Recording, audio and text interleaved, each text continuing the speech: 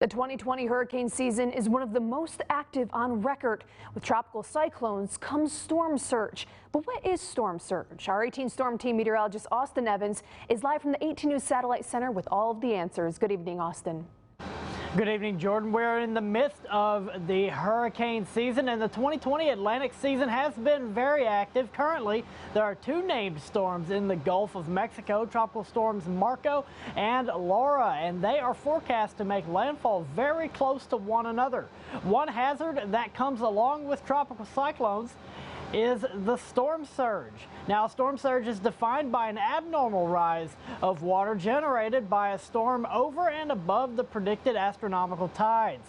A storm surge is created by the force of cyclonic winds pushing the water towards the shore, essentially moving the coastline inland. These surges can become very large, exceeding 20 feet or more sometimes, and besides being obviously deadly to anyone caught in one, a storm surge brings a lot of ocean salt into areas that it's not supposed to be, damaging crops and forcing animals, like alligators, to flee rising salt waters. Some of the most damaging storm surge events are associated with infamous hurricanes such as Katrina in 2005 and Hurricane Ike in 2008.